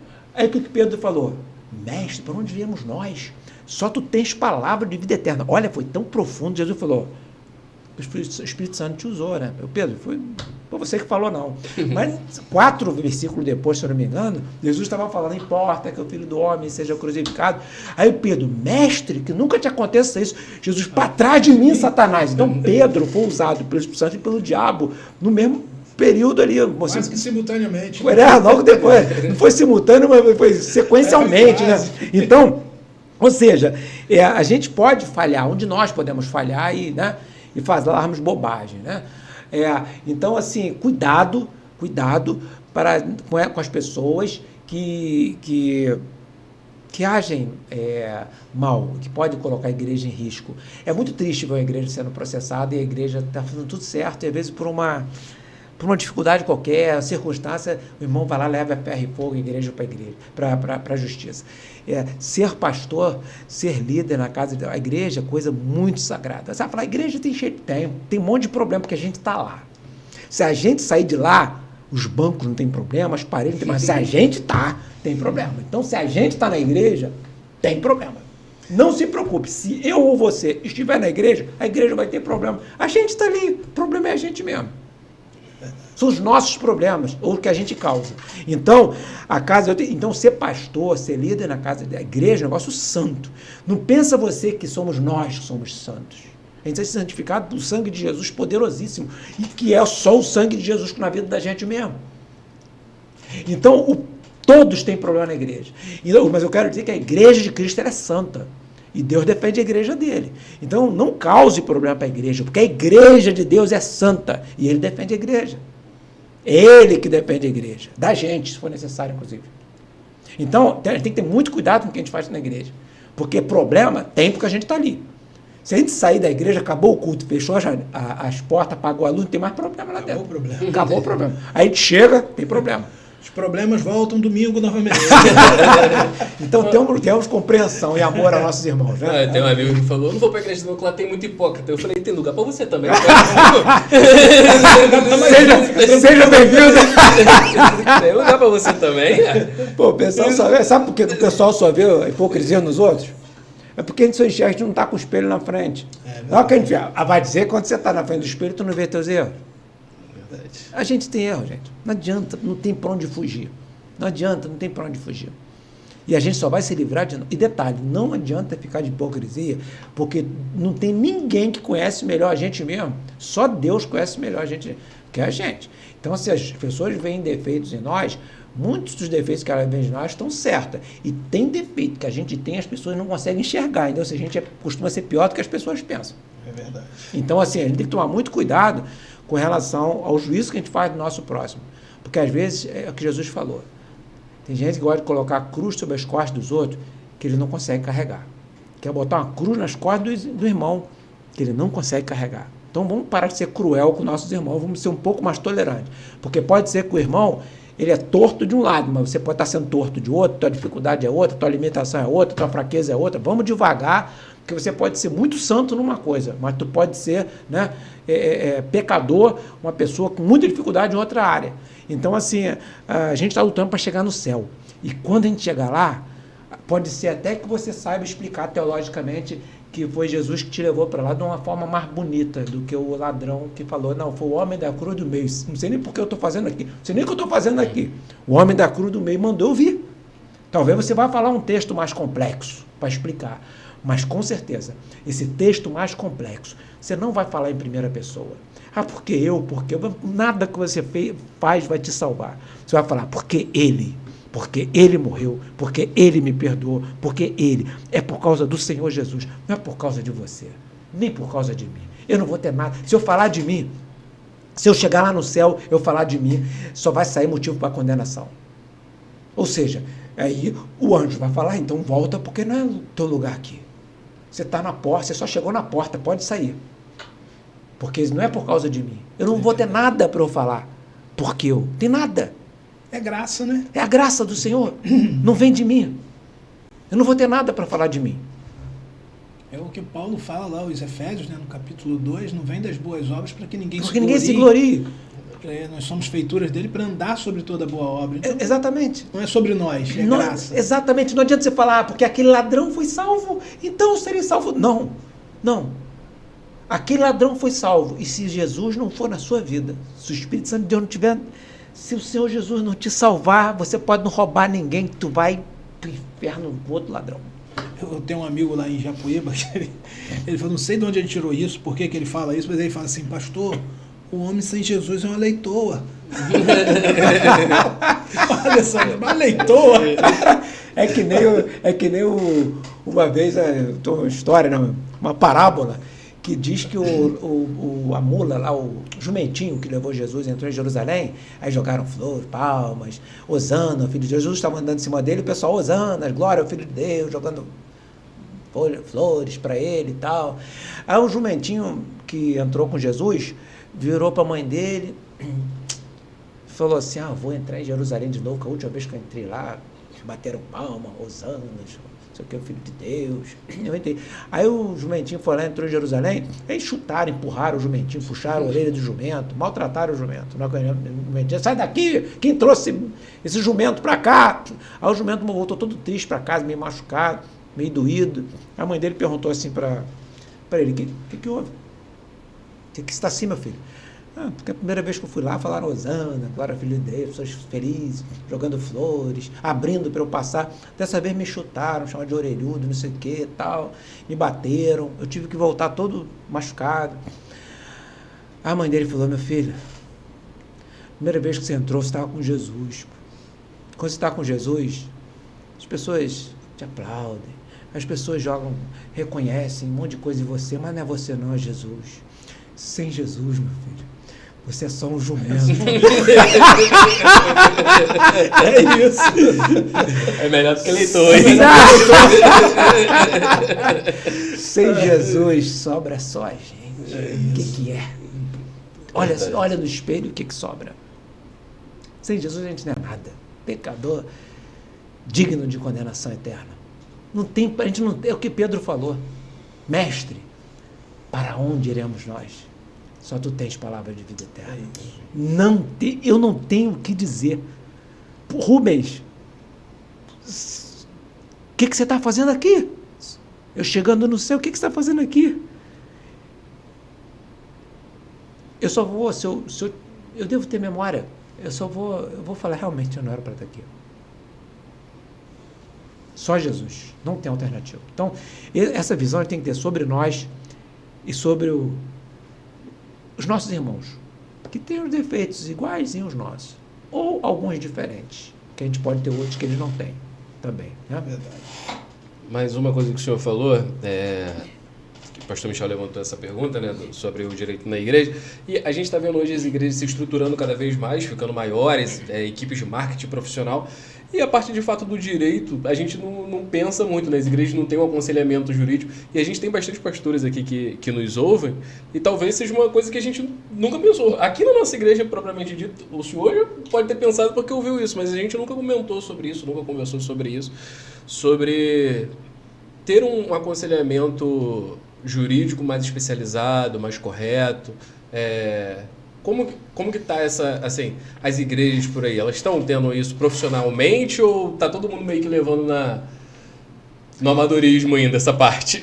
O que acontece? A igreja, os pastores, eu tenho muito carinho, né? Muito respeito assim, pelos pastores e quanto mais modesta a estrutura, mais eu fico assustado, né? Assim, porque está ali cumprindo o papel da igreja, anunciando o Evangelho de Cristo. Quando eu vejo uma igreja complexa dessa, eu imagino quanto é difícil administrar isso tudo também, como é difícil manter. Então, assim, eu vejo a igreja como uma estrutura do corpo de Cristo. Então, eu tenho muito respeito e zelo assim, pela obra de Deus, porque a missão nossa não é daqui. Então, assim, só que por conta disso, às vezes os pastores, eles esticam... o pastor, geralmente, ele estica tudo que dá. Ele se estica todo, para atender tudo. Então, sempre falta recurso. Sempre... E, às vezes, por conta disso, não se atenta para coisas que são importantes, como as questões que envolvem o direito, e às vezes tem pastor que não cuida nem da aposentadoria dele, o que é um risco enorme. Isso é verdade. E eu fico assim, pânico, porque eu fico assim, esse homem está ganhando alma para Jesus, está fazendo a obra de Deus, e se Deus levar ele? E se o dia que ele se aposentar, como é que vai ser a vida desse homem? Quando ele não tiver mais forças para trabalhar? Será que a igreja vai amá-lo a ponto de abraçá-lo e botar ele no colo? Então, assim, a gente às vezes é chamado para palestrar em igrejas e a gente tenta dar um espectro, né, de conjunto de informações relevantes para poder os pastores, né, se prevenirem, os líderes, se cuidarem, para ter cuidado sobre as questões que envolvem a LGPD, sobre questões que envolvem a administração da igreja, com profissionais que trabalham na igreja, com profissionais que atuam, músicos e voluntariado, né, voluntariado da igreja, com todas as coisas que estão associadas à atividade, à rotina da igreja. Que tem muita gente que às vezes trabalha na igreja com rotina, o pastor pega, o irmão está desempregado, começa a pagar, dá um dinheirinho para o irmão para poder ajudá-lo. Não estava nem combinado de ele ser contratado, mas aí vai a rotina do trabalho, aí começa a cumprir ordem e tal, a receber dinheiro, aquilo vira vínculo trabalhista, a pessoa vai lá e processa a igreja depois.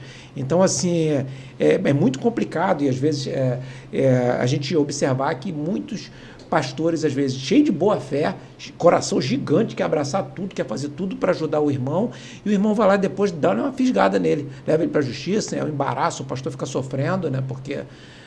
enfim, o pastor fica preocupado que vai ter que explicar para a igreja, e a igreja às vezes sempre, aí tem outro irmão lá na igreja que é para falar, por que não procurou ajuda, por que não sei o quê, aí quer mostrar que sabe, pô, isso é deixa tudo acontecer, mas na hora que dá o problema diz que já sabia, então por que não avisou para o pastor?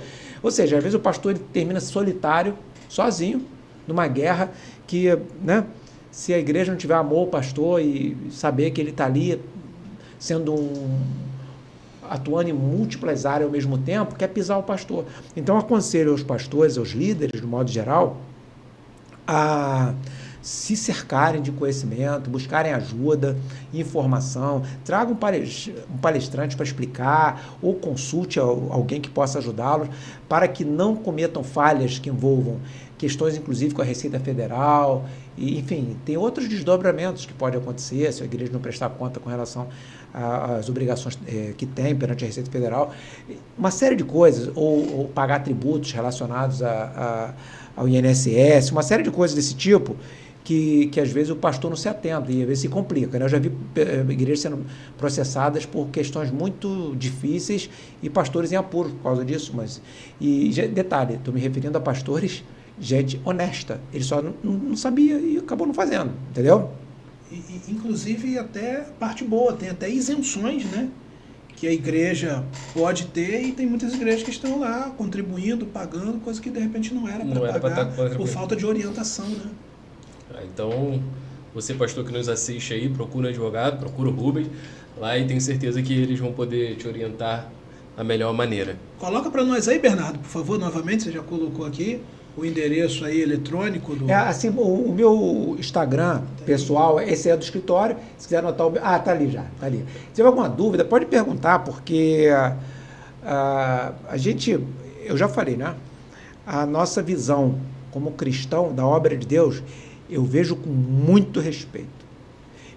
E eu não faço isso porque eu sou bonzinho, um cara legal. Porque a igreja de Cristo é algo muito nobre. Não adianta a gente misturar as pessoas. Já falei, os problemas somos nós. Mas a igreja, a entidade igreja de Cristo, o corpo de Cristo é uma coisa muito nobre. Ser pastor é muito difícil. Eu conheço milhares de pastores E desses milhares de pastores, a maioria esmagadora, são pessoas de extrema qualidade, como ser humano, como cristão, como ser humano, como cidadão. Então, essa coisa de querer, quem gosta de ficar falando de pastor, eu conheço milhares, estou dando um testemunho aqui. Pessoas de integridade a toda prova. Então, assim, aparece um escândalo ou outro na mídia, é um em centenas de milhares. Então, assim, pastor tem uma atividade, uma tarefa muito complicada, é difícil administrar a igreja, cuidar de... As pessoas procuram pastor só quando não há solução. Quando o advogado fala, olha, já era, perdeu, não tem... transitou em julgado contra você. Quando, olha, a pessoa já está presa, não tem como. O médico falou que não tem jeito. Pastor só é procurado quando o cara ganha muito dinheiro, assim, tal. Ele faz a viagem para o exterior, não leva o pastor nem a família dele, entendeu? Mas quando cai no buraco, então assim, o pastor, ele é sobrecarregado por problemas sérios. Então, é uma pessoa que tem que ter um olhar de muito respeito. Se a pessoa não respeita, não tem noção do que a Bíblia fala sobre o pastor, pelo menos tem a noção humana do que seja a sobrecarga. Então, antes de você querer cobrar um pastor com dedo em riste, ou de maneira hostil, ou ofendendo pela internet, lembre-se que é difícil, que é um ofício pesado. Então, fora as difamações que se fazem injustas.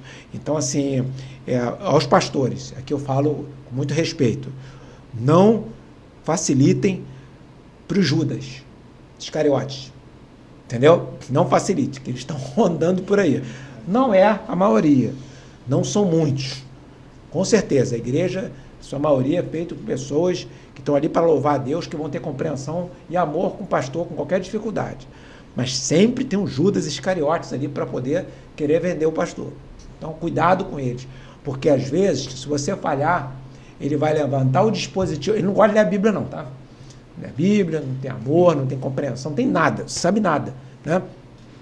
Mas na hora de levantar um dispositivo legal para te enquadrar, para te fazer você passar vergonha diante de uma assembleia, ele faz. Entendeu? Levantar um versículo, fazer um versículo bíblico, para dizer uma mensagem boa, dizer que evangelizou, dar um bom testemunho, ele não se preocupa tanto. Mas para te ofender, levantar um dispositivo legal, ele faz. Então, cuidado com esse tipo de comportamento. Se previna disso.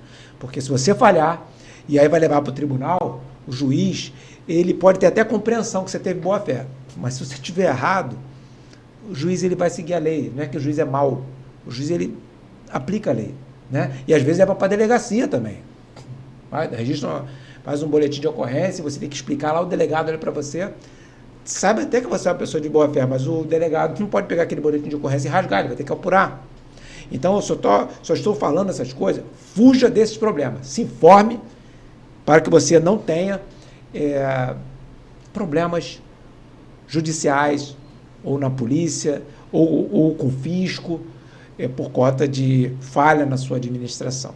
Tá? Eu falo falha na sua administração, muito respeito. São falhas não intencionais. Você falhou porque você não sabia, não te informaram, né? E você acabou se prejudicando. Toma cuidado com isso. Seu ministério é muito nobre, sua missão é muito nobre, você não pode ficar perdendo tempo resolvendo problemas complexos e que às vezes pode resultar até em sanção para o próprio pastor. Né? Amém? Amém, meu amigo.